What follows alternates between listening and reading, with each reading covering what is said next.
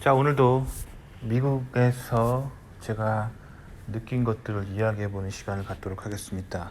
자, 오늘 제목에서 보시는 것처럼 미국에서는 마음이 어두우면 안 되는 이유, 가로 열고 전 세계를 힘들게 한다 라는 주제로 얘기해 보도록 하겠습니다. 자, 한국과 미국을 왔다 갔다 해본 제 경험이 이것들을 볼 수 있게 만드는 것 같아요. 자, 항상 제가 말씀드리지만 저는 미국에서 박사학위를 마치고 미국 대기업 취업에 실패를 했었습니다. 처음에. 왜 실패했었는지 항상 말씀드리죠. 미국의 문화를 몰라서. 그래서 인터뷰 보는 법도 모르고 미국인을 어떻게 상대해야 되는지를 잘 몰랐어요. 그래서 모든 미국 대기업 인터뷰에서 다 패배를 하고 한국행 비행기를 타고 한국으로 돌아갔었습니다. 그래서 한국 대기업을 다녔었어요. 그러다가 잠깐 거기 다녔었고 그 다음에 다시 미국으로 인터뷰가 합격이 돼가지고 다시 돌아오게 되었습니다. 미국으로. 자, 그때 제가 한국에서 회사를 다녔어요. 한국 최고의 대기업이라고 불리는 곳이었고, 한국에서 기업에서 직장 생활을 하는 엔지니어들이 가장 많은 연봉을 준다고 알려진 바로 그곳, 그 한국 최고의 대기업에서 제가 직장 생활을 했었어요. 그때 미국의 하청을 굉장히 많이 받습니다. 한국 대기업들은 하는 일이 대부분 미국의 하청을 받는 거예요. 미국의 하청을 받을 수 있을 만한 그 기술력을 가진 기업이 전 세계에 몇 군데 안 돼요. 일본 최고의 기업, 한국 최고의 기업, 대만 최고의 기업, 이 정도가 미국의 하청을 받을 수 있는 수준이 되는 거죠. 그래서 그렇게 그 미국의 하청을 받는 일을 했었는데 그때 되게 힘들었어요. 왜 힘들었냐면 그 회사가 한국 대기업이 아침 일찍 출근을 합니다.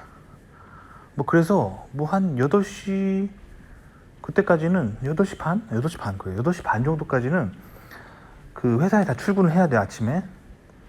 그러면 이제 보통 저녁 먹고 한 5시 넘어가면은 집에 가고 싶죠?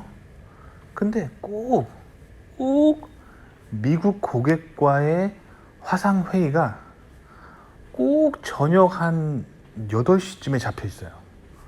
그러면 집에 가고 싶어도 못 가요. 저녁 먹고 한 5시 돼서 집에 가고 싶지만 그렇게 갈 수 있는 환경이 안 되는 거예요. 그래가지고 이제 월요일 저녁 한 8시에 항상 이렇게 월요일이 아니라 화요일 저녁 8시쯤에 항상 그 미팅이 잡혀 있어요. 그 미국의 그 고객사와. 근데 그거를 이제 미국 시간으로 환산해 보잖아요. 그럼 미국은 그게 이제 월요일 아침 한 대충 한 월요일 아침 한 10시, 11시 딱 이렇게 널널한 시간 있잖아요. 그 시간이 딱 맞춰져 있어요. 그러면 그게 한국 시간으로는 화요일 밤 8시 막 이러는 거예요. 그런 회의 때문에 집에를 못 가는 거예요. 그래서 그 회의를 다 끝나잖아요. 그러면 밤 9시가 돼요. 굉장히 피곤하죠. 그런 회의가 매주 잡혀 있어요. 매주. 한 고객사와. 근데 만약에 한국 회사가 그 미국 고객사를 여러 군데 두고 있다. 그럼 이게 화요일도 이런 모임, 수요일도 이런 모임, 목요일도 이런 모임, 금요일도 이런 모임 이렇게 되는 거야. 굉장히 빡세죠. 그래서 제가 그 회사 다니면서 맨날 야근했어요.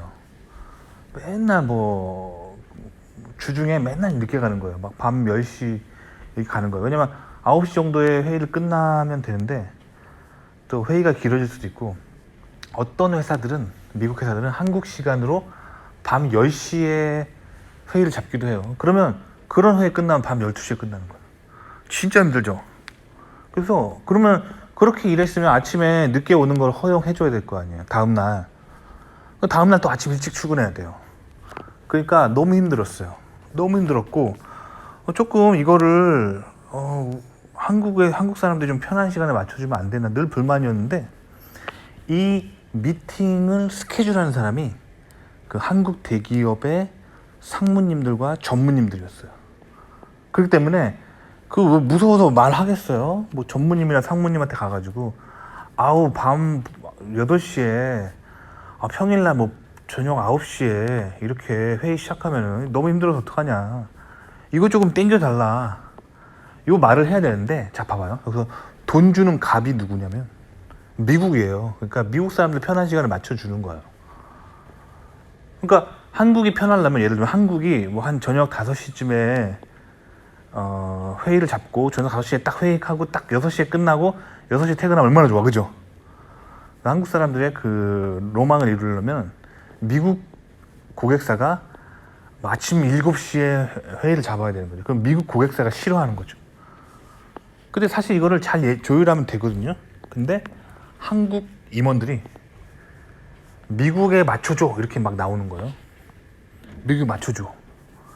그래가지고 제가 엄청나게 야근을 했었어요. 그래서 그러다가 과로로 2번이나 쓰러지고 결국엔 제가 이 회사 일 못하겠다 싶어가지고 관뒀어요.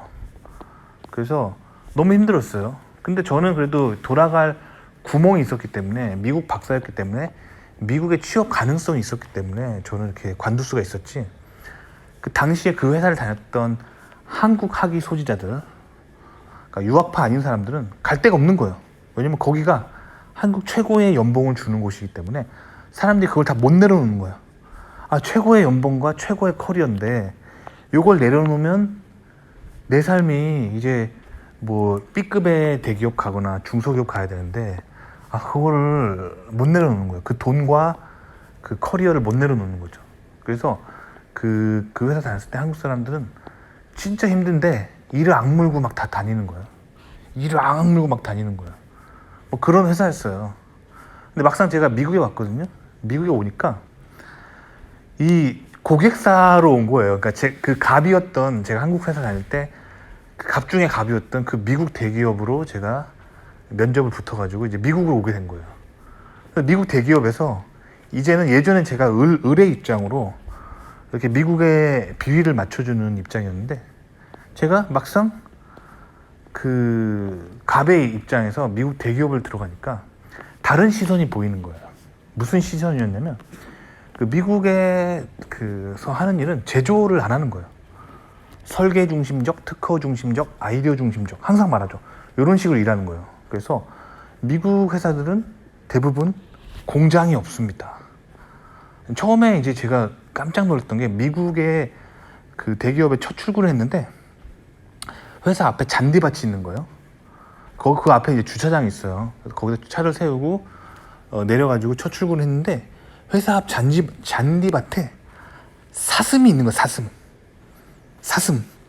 사슴이 풀을 뜯어먹고 있는 거예요. 그러다가 저랑 눈이 마주쳤어요. 그러니까 사슴이 이렇게 경계를 하는 거예요. 그래서 제가 가까이 다가가니까 슬금슬금 도망가더니 이제 사슴이 이제 그 잔디밭 저 너머에 이제 산이 있거든요. 그 산으로 이렇게 산기슭으로 올라가는 거예요. 뭐 그런 분위기.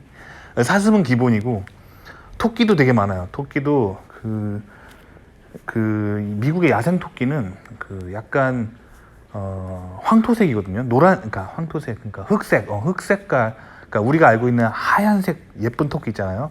그거는 집토끼고, 산토끼들은 몸이 흑색깔이에요. 갈색 털을 가지고 있는 토끼들이 잔디밭에서 막 이렇게 풀 뜯어먹고 있다가 사람들 지나가면은 이제 숨어요. 땅굴, 토끼가 파놓은 잔디밭에 파놓은 굴로 숨어요. 뭐 토끼, 그리고 다람쥐는 기본으로 있고, 굉장히 뭐랄까, 자연환경이 되게 좋은 거예요. 자연환경이 되게 좋아요.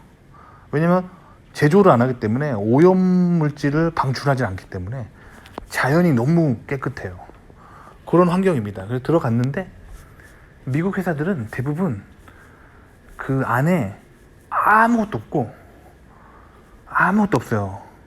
그리고 이제 가구가 있죠. 그러니까 뭐 책상, 주로 이제 회의실이 많아요. 큰 회의실에 큰 원탁 같은 이렇게 큰 테이블 있잖아요. 한 30명, 40명 앉을 수 있는 큰 원탁 테이블 있고, 거기에 둥그렇게 앉을 수 있는 의자들이 딱 있고, 옆에는 이제 그 화이트보드라고 해서, 그 뭔지 아시죠? 그 보드 마카로 막 그 칠판에다 막 글 쓰는 거 있잖아요. 그게 있고, 그다음에 보드 마카 지우개 있고, 뭐 그 옆에 뭐 복사기 정도 있고, 뭐 요렇게 돼 있고 아무것도 없어요. 그리고 회사 안에서는 와이파이가 되게 잘 터져서 모두들 노트북을 갖고 다닙니다. 그래서 그 데스크탑 컴퓨터를 안 써요. 데스크탑을 안 본 지가, 제가 미국 회사 다니면서 데스크탑 안 본 지가 글쎄요 거의 본 적이 없는 것 같아요. 거의 지난 한 10여 년간 그 미국에서 살면서 직장에서 데스크탑 컴퓨터를 본 적이 없습니다. 그러니까 다 와이파이가 돼 있고 노트북이 있고 제 자리 전화도 없어요. 그러니까 입사하면은 핸드폰을 주고 그 다음에 노트북을 줍니다. 그래서 그 핸드폰 그 유심 카드는 회사에서 다 결제를 해줘요. 통화 무제한, 뭐 문자 무제한, 뭐 데이터 몇 기가 이렇게 딱 줘요. 그래서 그 일하면서 그걸로 업무하는 거예요. 그걸로 업체 전화하고 뭐 다 하는 거예요. 그리고 이제 노트북으로 일하고 그렇게 돼 있어요. 그리고 회사가 마치 그래서 증권회사나 은행 같아요. 아무것도 없고 컴퓨터로만 다 일하는 거예요. 그래서 미국 회사에서 하는 일은 대부분 그거예요. 뭔가 자기 노트북을 펼치고 거기다가 컴퓨터 칩을 설계를 하는 거예요. 그 설계 프로그램으로. 그렇게 해서 디지털 파일이 나오면은 이제 그거를 아시아에다가 이렇게 생산 의뢰를 하는 거죠. 그럼 미국 회사에서는 뭘 하냐? 그 노트북을 이제 그 또 회의실 안에 보면은 굉장히 큰 이제 모니터가 있어요. 그러니까 벽걸이 TV라고 하죠. 굉장히 큰 거. 거기다 노트북 연결해 가지고 자기가 설계한 거를 이렇게 프레젠테이션 하는 거야. 동료들 앞에서. 그럼 동료들이 설계를 보고 저기서 뭐 예를 들면 뭐 인공지능 칩을 설계한다고 쳐봐요. 그러면 GPU랑 CPU랑 막 이렇게 있으면은 막 얘기를 해요. 저기서 GPU 코어랑 CPU 코어가 막 있는데 저기서 지금 우리가 쓰는 인공지능 애플리케이션을 보면은 GPU가 좀 더 코어가 많아야 될 것 같다. 혹은 CPU가 좀 더 코어가 많아야 될 것 같다. 뭐 이런 식으로 막 회의를 해요. 그 왜 그렇게 생각하냐 그러면 이제 그렇게 생각하는 사람이 나와가지고 회의실 안에 있는 그 화이트보드에다가 막 보드마커로 막 그리는 거예요. 그 이유는 지금 우리가 쓰는 애플리케이션 대부분이 뭐 예를 들면 머신러닝에 의존하고 있기 때문에 이제 데이터를 빠르게 처리하려면 GPU 코어를 좀 더 늘리는 게 유리해. 뭐 이렇게 하는 거죠. 그리고 뭐 어떤 소프트웨어는 뭐 우리가 대부분 쓰는 소프트웨어는 머신러닝 끝난 데이터를 가지고 판단을 내리는 거기 때문에 뭐 GPU가 많이 필요하지 않아 우리는. 뭐 이런 식으로 이게 회의를 막 하는 거예요. 그래서 우리는 CPU가 더 중요해 하면서 막 이렇게 회의를 막 하는 거예요. 그럼 그 회의 결과 있잖아요. 그 실판에다 막 적은 거 막 적고 그림 그리고 막 하다 보면은 기가 막힌 아이디어가 나와요. 기존의 그 컴퓨터 시스템이랑 좀 다른 독특한 CPU와 GPU의 구조가 딱 나오거든요. 그러면 이거 좋은 아이디어다 하는 거예요. 그러면 그 자리에 뭐 예를 들면 한 10명이 회의를 하고 있을 때면 우리 10명이 여기서 이거를 상품화할 수 있는 아이디어 생각해봐 하면 막 얘기를 해요. 자기들 전문 지식을. 그렇게 한 다음에 이제 변리사를 불러요. 변리사 와가지고 우리 지금 화이트보드에 지금 적어놓은 거 있잖아요. 요거를 우리가 특허화하고 싶은데 특허 좀 내줘 하면은 변리사가 알아서 특허를 다 찾아가지고 기존 특허랑 부딪히는 게 있는지 다 찾아가지고 특허를 다 걸어요. 그러면 이제 이게 아이디어잖아요. 그 다음에 이거를 이제 도면을 만들어주는 사람도 있어요. 도면 만들어주는 사람들한테 우리 이 생각을 특허를 냈는데 이거 도면을 만들어줘 한대. 도면. 그럼 설계 도면을 딱 나오는 거야. 그 설계 도면이 딱 나오잖아요. 그러면 이제 그 설계 도면이 정식으로 나와 있고 특허가 다 걸려 있기 때문에 전 세계 어떤 회사도 이 데이터를 이 특허를 훔쳐갈 수가 없어요. 왜냐면 누군가 이거를 베끼면은 바로 이 변리사들이 바로 소송을 걸 수 있어요. 그렇기 때문에 소송 걸어가지고 막 몇백억 뜯어낼 수 있기 때문에 아무도 못 건드려요. 그래서 특허가 중요한 거예요. 특허를 다 내놨기 때문에 이제 아무도 못 건든단 말이에요. 그러면 이제 설계도를 이제 전 세계에 뿌리는 거예요. 뭐 여러 가지 전 세계에 제조를 해주는 공장들이 있죠. 뭐 예를 들면 한국 공장, 일본 공장, 대만 공장, 뭐 유럽 공장, 유럽에도 뭐 독일 공장, 뭐 프랑스 공장, 뭐 여러 가지 공장이 있어요. 동남아도 뭐 공장들 있죠. 그 전 세계에 평소에 알고 지내던 공장들한테 전부 뿌려요. 그 다음에 이거 100만 개 만들어줄 때 너네 얼마냐, 그리고 100만 개 만들어주는데 너네 며칠 걸리냐, 이렇게 물어봐요. 그러면 이게 가격 경쟁을 이제 입찰이 붙는 거예요. 그러면 일단 유럽은 나가 떨어집니다. 왜냐면 유럽은 너무 인건비가 비싸요. 유럽은 야근 잘 안 하잖아요. 그렇죠? 유럽은 나가 떨어집니다. 그리고 일본도 나가 떨어져요. 일본 왜 나가 떨어지냐면 일본 사람들이 이제는 그 아시아적인 제조업 분위기에 탈피하자, 이런 정신이 있습니다. 일본 사람들이 이거를 사자성어로 탈아입구라고 합니다.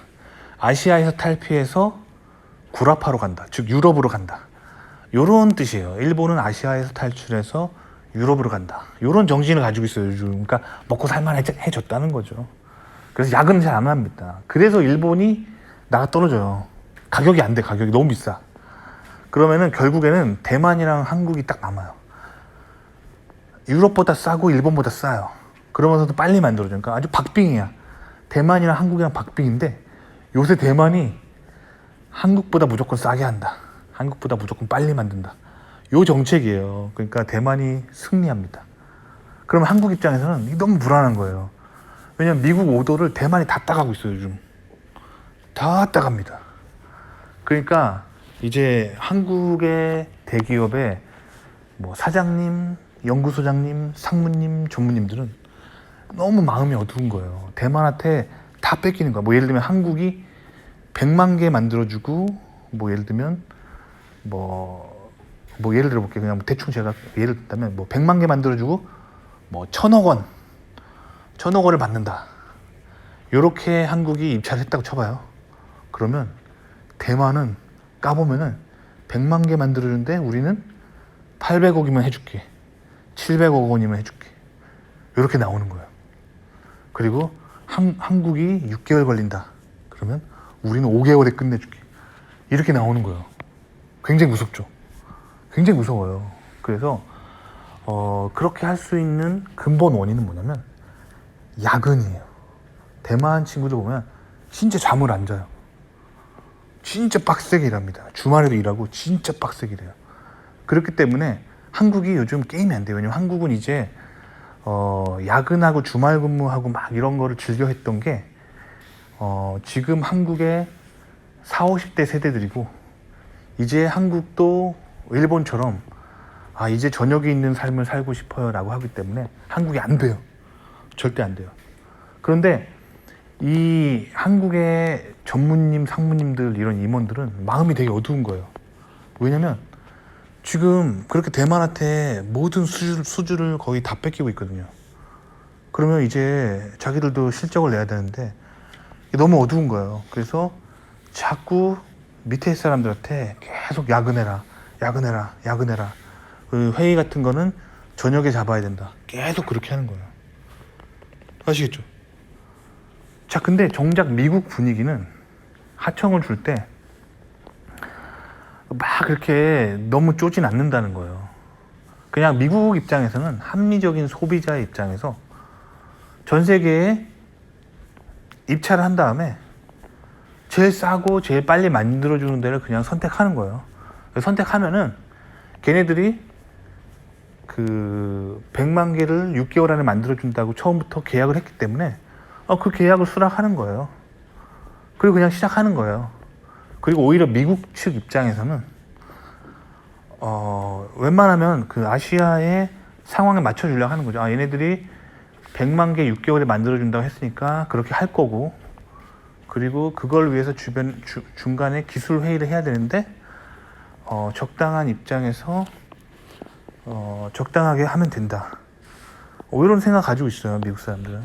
근데 문제는 뭐냐면 미국에서도 마음이 어두운 사람들이 있어요. 그러니까 미국 내국인들 같은 경우는 그냥 그 미국이 이 풍요롭고 전 세계에 잘 사는 나라잖아요. 그리고 미국은 취업이 되게 잘 돼요. 그렇기 때문에 직장 생활 너무 아둥바둥 하지 않아요 미국 사람들은. 그냥 적당히 9 to 5, 아침 9시 일 시작, 저녁 5시 일 끝내고, 토요일, 일요일은 일 안 하고, 이러면서 이제 뭐 크리스마스나 땡스기빙 때 푹 쉬고 연휴가 푹 쉬고 그런 주의로 이렇게 널널하게 가거든요. 근데 미국에서도 굉장히 마음이 어두운 사람들이 있습니다. 어떤 사람들이냐면 외국인들이에요. 외국인들도 한국인 정도 되는 외국인이면 상급이에요. 왜냐면 솔직히 저는 미국에서 제 커리어 다 망하잖아요. 그러면 뭐 그냥 한국 가지. 한국 가서 한국 가서 한국도 뭐 회사 다니면 되지. 물론 미국보다 기술력이 좀 별로고 미국보다 야근이 좀 많지만 뭐 그래도 미국에 다 망하면 뭐 가야지. 이런 생각 가지고 있거든요, 저도. 근데 후진국에서 온 이민자들은 미국에서 물러서면 갈 데가 없어요. 미국에서 자기가 만약 커리어에 다 밀리면은 자기네 나라 돌아가야 되는데 자기네 나라는 세계 최대의 빈민국이에요. 아무것도 없어. 뭐 그래, 사람들이 막 그냥 이렇게 쓰레기 더미에서 쓰레기 주워서 먹고 살고 막 다 그런 나라란 말이에요. 자기네 나라 절대 돌아갈 수 없잖아요. 그러니까 결국에는 미국에 남아야 된단 말이에요. 그래서 미국 영주권 따고 시민권 따려고 계획 중인데 이게 미국 영주권이 국가별 쿼터제예요. 그러니까 전 세계 공평하게 그냥 올해 미국 전체 몇 명 이게 아니라 국가별 쿼터제예요. 무슨 말이냐면 일본 국민 몇 명, 한국 국민 몇 명, 중국 국민 몇 명, 이렇게 인도 국민 몇 명, 아프리카 국민 몇 명, 이런 식으로 국가별 쿼터제입니다. 그렇기 때문에 인구가 압도적으로 많고 그리고 그 나라가 매우 가난한 나라일수록 이게 진짜 빡센 거야, 영주권이. 아시겠죠? 왜냐면 한국 사람들이 영주권을 따고 싶은 열망보다 이 후진국에 사는 사람들이 영주권 따고 싶은 열망이 훨씬 강한데 그 국가별 쿼터가 있는데 그 나라 인구가 너무 많은 거야.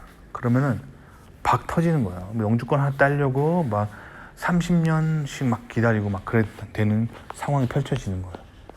참고로 저는 미국에서 영주권을 약 1년 만에 취득했습니다. 이건 케이스 바이 케이스고 참고로 제가 미국 박사라는 걸 잊지 말아주시고 아시겠죠? 그리고 한국에서 학부 정도 나온 사람이 기술직으로 경력직으로 미국 영주권을 신청하면 이것도 여전히 역시 케이스 바이 케이스인데 보통 한 5년 정도면 나옵니다. 그러니까 한국은 빨리 나오는 편이에요. 왜냐면 국가별 쿼터제가 있기 때문에 한국인들이 요새 그 미국에 가고 싶은 마음이 크긴 하지만 한국 인구가 그렇게 많지 않아요. 인구당 미국을 가려고 트라이하는 그 뭐랄까 쪽수가 그렇게 크지 않아요. 그렇기 때문에 한국은 영주권 따기가 상대적으로 수월한 국가입니다. 한국보다 더 수월한 국가는 일본이에요.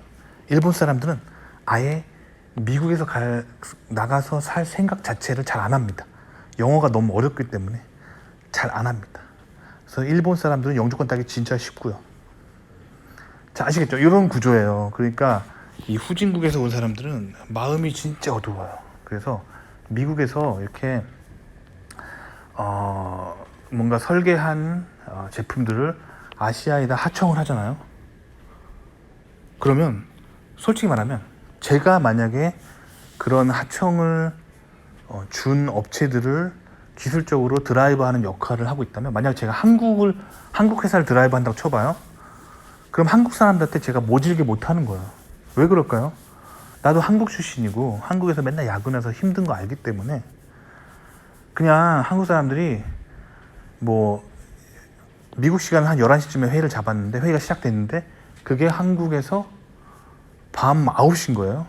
그러면 아우 힘드시겠네요 하면서 이렇게 마음도 좀 토닥토닥 해드리고 뭐 한국 사람들이 뭐 어렵다 그러면 이거 다음 주까지 못할 것 같은데 시간 좀 더 주시면 안 되나요? 그러면 좀 너그럽게 그래요. 그러면 한 주일 더 연기해 드릴 테니까 다음 주까지는 중간 결과 보고를 꼭 알려주세요. 이런 식으로 잘 조율을 하면서 할 수 있단 말이에요. 근데 이 후진국에서 온 사람들은 마음이 너무 무겁습니다. 나는 미국에 꼭 살아남고 싶은데 어떻게든 미국인들보다 좋은 성과를 내야 되고 나는 자기네 나라 돌아가고 싶지 않은 거예요. 그러니까 이런 회의에서 어떻게 하냐면 그 한국 사람들이 만약에 이번 주까지 못했는데 일주일만 더 주시면 안 되나요? 그러면 아주 냉정하게 이러시면 곤란합니다. 이러시면 안 됩니다 하면서 굉장히 쪼는 거예요. 아시겠죠? 이런 분위기가 있다는 걸 알겠어요. 그래서 제가 예전에 한국 회사 다닐 때 나를 쪼았던 그 화상회의에서 스크린 저 너머로 들려왔던 목소리가 들려왔던 사람들을 다시 한번 리뷰를 해보니까 내가 왜 힘들었는지 알겠더라고요. 그 회사 담당자가 후진국에서 온 외국인이었기 때문에 아주 매몰차게 이렇게 쪼았던 거예요. 쪼면 된다 라는 생각으로 계속 쪼는 거예요. 반면에 미국 내국인이 있다면 좀 덜 쪼는 거죠. 왜 그럴까요? 먹고 살만하기 때문이에요. 내 코가 석자가 아니기 때문이에요. 그리고 그 회사 성과 안 좋다고 잘려도 갈 회사 많기 때문이에요. 아시겠죠? 그러니까 미국에서 마음이 어두우면 안 돼요. 미국에서 본인이 마음이 어두우면은 전 세계 사람들 힘들게 하는 거예요. 막 전 세계 사람들한테 자기 어두운 마음을 계속 푸시 하는 거예요. 그래서 다음 주까지 꼭 해. 못하겠으면 너네들이 늦게까지 야근해서라도 꼭 해. 이렇게 쪼는 사람이 되는 거예요. 아시겠죠? 그러니까 미국에서 절대로 마음이 어두운 사람이 되면 안 돼요. 미국은요, 전 세계에서 제일 잘 사는 나라고 굉장히 풍요로운 나라예요. 미국이 갑이면 갑이지 을이 되지 않아요. 그렇기 때문에 누군가가 미국을 쪼지 않는단 말이에요. 그러니까 미국은 항상 여유가 있습니다. 그렇게 사셔야 돼요. 근데 이 미국에서, 이 후진국에서 온 사람들은 미국이 갑 중에 갑이고 미국을 쪼는 사람이 없음에도 불구하고 자기 자신이 쪼임을 당하는 거예요. 왜? 내가 꼭 이 영주권을 꼭 따야 되기 때문에. 아시겠죠? 그러니까 이 미국에서는 너무 이렇게 마음이 어두운 사람이 되면 안 됩니다. 어두운 사람이 되면 안 돼요. 아시겠죠? 그래서 항상 미국을 살 때 제가 느끼는 거는 미국에서 마음이 여유롭고 너그러운 내국인들과 늘 살얼음 판을 걷는 것 같은 긴장 속에서 살아가는 후진국에서 온 사람들로 분류가 된다는 거예요. 직업에서, 직장에서. 그 원인은 영주권 때문이다. 아시겠죠? 그러니까 영주권을 그래서 영주권 때문에 마음고생을 많이 한다는 거예요. 그래서 저는 취업하면서 회사에서 스폰서 받는 영주권이 그렇게 사람을 마음 어둡게 만들고 힘들다는 걸 알기 때문에 제가 추천드리는 방법은 NIW 영주권 추천드려요. NIW 영주권이 뭐냐면, 자, 일반적인 우리 취업 영주권은 뭐냐면 미국 회사에 먼저 취업을 해요. 그러면 취업 비자로 회사에 합격한 다음에 회사에서 취업 비자로 다니는 동안 회사에서 영주권 스폰서십을 받아서 회사에서 영주권 처리를 해주는 거죠. 근데 이게 문제가 뭐냐면 영주권 처리를 받는 기간 중에 내가 만약에 회사에 해고를 당한다. 그러면 본국으로 돌아가야 됩니다. 그렇기 때문에 저는 취업 영주권을 그다지 추천드리지 않고, NIW 영주권은 뭐냐면 내가 직접 나의 우수성을 미국 이민국인 UICIS에다가 직접 애플리케이션을 작성해서 넣는 거예요. 물론 직접 하면 안 되죠. 그래서 변호사를 내가 고용을 하는 거예요. 저 같은 경우는 1,000만 원을 썼어요. 1,000만 원 주고 내가 그 변호사를 고용을 했어요. 그래서 그 변호사가 나 대신에 미국 이민국에다가 내 영주권을 달라 하면서, 그 원인은 이 사람은 이러이러한 기술을 가지고 있고 이러이러한 박사를 가지고 있고 이러이러한 우수 인재이기 때문에 미국 이익에 도움이 된다. 그러니까 영주권을 주십시오 하고 신청하는 거예요. 그렇게 해서 1년 만에 받았어요. 이게 NIW 영주권인데, NIW 약자는 National Interest Waiver입니다. 그러니까 무슨 말이냐면 국익에 도움이 된다라고 판단해서 주는 영주권이란 뜻이에요. 아시겠죠? 대신에 이거는 자기 돈으로 하는 거예요. 회사에서 취업 영주권이랑은 다릅니다. 근데 취업 영주권의 가장 큰 단점은 늘 마음을 졸여요. 회사가 이렇게 인터뷰 때 처음부터 이 사람한테 영주권 스폰서 해주면서까지 뽑아야 되는 그 가치를 증명해야 되기 때문에 일단 영주권이 없으면 취업도 힘들 뿐더러 취업돼서도 영주권 나올 때까지 해고당하면 안 되는 거죠. 해고당하면 이제 다시 영주권 프로세스를 또 시작해야 되기 때문에 굉장히 힘들기 때문에 저는 그냥 마음 편하게 NIW 영주권을 추천드려요. NIW 영주권 하는데 저는 1,000만 원 정도 들었는데 좀 싸게 하는 사람도 있더라고요. 제 친구는 500만 원에 한 적도 있어요. 근데 이건 사실은 변호사의 자기 수익률이에요. 그러니까 변호사가 승률이 높은 사람은 비싸잖아요. 여러분 재판해 보면 알잖아요. 승률이 높은 실력 있는 변호사는 비싸잖아요. 똑같아요. 그래서 500만 원 주고 했다는 친구 있지만 안 부럽습니다. 왜냐면 리스크가 큰 거예요. 진짜 실력 있는 변호사들은 비쌉니다. 사실 저 같은 경우는 굉장히 승률이 높다고 알려진 그런 변호사한테 했기 때문에 한국 돈으로 1,000만 원 정도 줬어요. 참고로 제가 이용했던 영주권 변호사는 유태인이라고 합니다. 그래서 유태인 변호사고 미국에 변호사 오피스가 있어요. 그런데 그 사람한테 제가 이제 한국 돈으로 1,000만 원, 그러니까 대충 한 만불 정도, 1,000만 원 좀 넘네요. 그러니까 만불 정도를 주고 영주권을 받았어요. 1년 정도 걸려서. 만불이면 사실 큰 돈이죠. 1,000 몇백만 원이니까 큰 돈이죠. 하지만 인생 길게 봤을 때 그 정도 나쁘지 않다는 거죠. 그래서 일단 미국에서 박사를 마치신 분들은 기업에서 먼저 주는 취업 영주권을 노려보면 좋겠죠. 그럼 그 1,000만 원 아낄 수 있겠죠. 하지만 그렇게 1,000만 원이까지 해주면서까지 기업에서 데려가려면 미국 내국인보다 아주 우수해야 되기 때문에 이게 좀 힘든 일이에요. 그래서 그 NIW 영주권으로 이렇게 가는 거 괜찮다는 거죠. 아시겠죠? 그러니까 약간 돈을 좀 더 쓰면은 유리한 부분들이 있어요. 그래서 박사 마치시면은 특히 박사들, 이제 NIW는 제가 알기로 이제 석사 출신, 박사 출신들이 많이 지원하는 영주권이에요. 내가 석사 과정 때 이러이런 연구를 했다. 내가 박사 과정 때 이러이런 연구를 했다. 그리고 석사나 박사 후에 이러이러한 기술 대기업에 다니면서 이러이러한 기술을 가지고 있다. 그러니까 미국의 국익을 위해서 이 사람에게 영주권을 주는 것이 좋다. 이런 식으로 변호사가 그 지원서를 작성하는 거죠. 그리고 변호사비 500만 원에서 1,000만 원 정도 내는 그런 영주권이 있습니다. 이런 거를 좀 하면은 좀 좋겠죠. 마음 어두워지지 않고 다른 사람 괴롭히지 않겠죠. 근데 요거를 이제 할 수 있는 게 또 한국인이기 때문에 또 가능한 거예요. 그러니까 영주권은 국가별 쿼터라고 그랬잖아요. 그러니까 인구가 되게 많고 그런 국가에서 온 사람들은 이런 거 하기가 쉽지 않다는 거예요. 그래서 명주권 따려고 미국에서 막 20년, 30년 대기하는 외국인들이 굉장히 많습니다. 20년, 30년간 대기하면서 취업 비자로 회사를 다니다가 뭐 회사에서 그동안 잘리거나 그러면은 자기네 나라 돌아가야 되니까 절대 안 잘리려고, 잘릴 구실을 안 만들려고 그렇게 막 밑에 사람 쪼고 하청업체 쪼고 남 힘들게 하는 거예요. 아시겠죠? 그러니까 미국에서 마음이 어두운 사람이 되면 안 돼요. 그러면 전 세계 힘들게 하는 거예요. 나도 힘들고. 그런 사람이 안 되려면은 영주권을 빨리 해결받아야 되는 거예요. 아시겠죠?